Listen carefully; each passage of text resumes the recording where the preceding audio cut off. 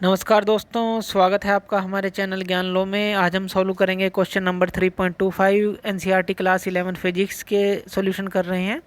तो क्वेश्चन है हमारे पास, on a long horizontally moving belt. एक मूविंग बेल्ट है जैसे कि यहाँ पर दिखाई गई है, ये बेल्ट है इस फिगर के अंदर और मूविंग बेल्ट है, एक कन्वेयर टाइप बेल्ट है और एक चाइल्ड है उसके ऊपर दौड़ रहा है टू एंड फ्रो, यानी कि आगे और पीछे की तरफ वो उसके बेल्ट के ऊपर भाग रहा है और जो उसकी स्पीड है 9 किलोमीटर प्रति आवर है, यानी कि 1 घंटे में वो 9 किलोमीटर जाता है with respect to the belt between his father and mother, यानी कि एक तरफ उनके फादर खड़े हैं और एक तरफ उनकी मदर खड़ी हैं और उनकी तरफ ये आगे से पीछे जा रहा है, कभी मदर की तरफ और कभी फादर की तरफ।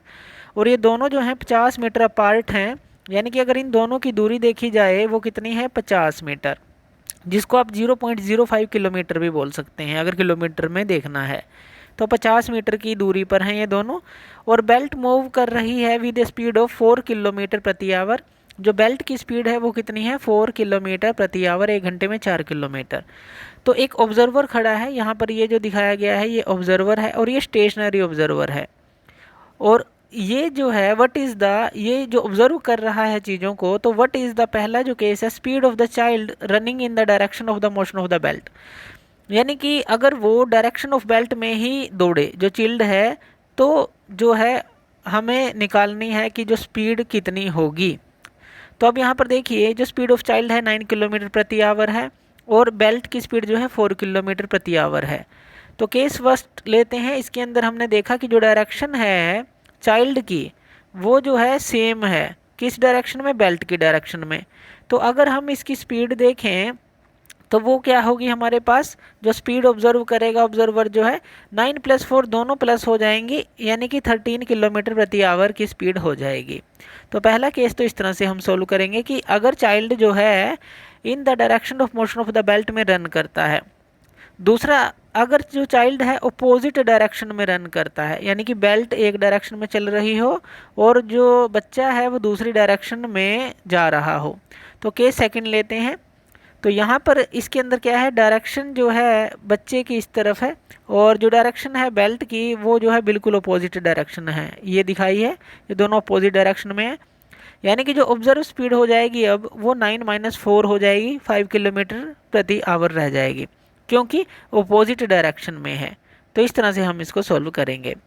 थर्ड जो है time taken by child in A and B, तो हमें जो है टाइम टेकन भी निकालना है। जो हमने ऊपर केस देखे हैं फर्स्ट और सेकंड, अगर हम बोल रहे हैं इनको, इसने ए और बी हम लिख कर दिया है, तो हमें टाइम टेकन निकालना है। तो टाइम टेकन इसके अंदर क्या हो जाएगा, डिस्टेंस कितना है टू पेरेंट्स के बीच में 50 मीटर का डिस्टेंस है, जिसको आप 0.05 किलोमीटर बोल सकते हैं। तो स्पीड जो ऑब्जर्व की जा रही है बोथ पेरेंट्स के द्वारा वो 9 किलोमीटर प्रति आवर है, क्योंकि वो उसी बेल्ट के ऊपर खड़े हुए हैं जो बेल्ट जो है मूव कर रही है। तो 9 किलोमीटर प्रति आवर जो है बच्चे की स्पीड है अगर पेरेंट्स के द्वारा ऑब्जर्व की जाए, तो इतनी है। और जो टाइम टेकन होगा, जो बॉय अगर मूव करता है किसी भी पेरेंट्स की तरफ जाता है तो कितना टाइम होगा जो ऑब्जर्व करेगा, वो होगा हमारा 0.05/9। अब यहाँ पर 9 किलोमीटर प्रति आवर है इसलिए हमने यहाँ किलोमीटर लिखा। अगर आप मीटर लेते हैं तो इसको आप मीटर में कन्वर्ट कर सकते हैं मीटर पर सेकंड में, यानी कि इसको 5/18 से मल्टीप्लाई कर दें तो ये क्या जाएगा हमारे पास 2.5 आ जाएगा। 2.5 जो है मीटर पर सेकंड ये आ जाएगा। तो फिर आप जो है 50/2.5 कर सकते हैं डायरेक्टली, या फिर किलोमीटर में लिखना है 0.05/9 कर दें।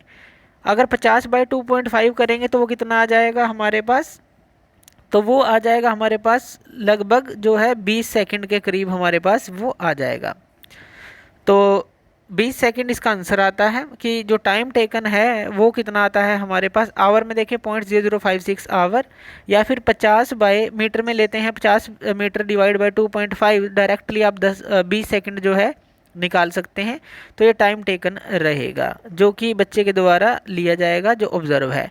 उसके बाद अब यहाँ पर एक और केस दिया गया है हमें, वो क्या है, which of the answer alter if motion is viewed by one of the parents. अब देखिए जो इसका आंसर है वो अल्टर नहीं होगा, क्यों, क्योंकि पेरेंट्स जो हैं दोनों ही मूविंग बेल्ट पर जो है वहाँ पर हैं वो, तो बेल्ट की स्पीड के साथ ही वो मूव भी कर रहे हैं, यानी कि मूविंग बेल्ट पर ही हैं।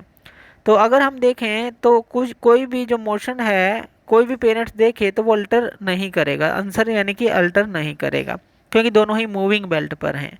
तो इस तरह से आप इस क्वेश्चन को सोल्व कर सकते हैं। तो थैंक यू वीडियो देखने के लिए, और इसी तरह की वीडियोज़ के लिए आप हमारे चैनल ज्ञान लो पे हमें सब्सक्राइब कर सकते हैं। धन्यवाद।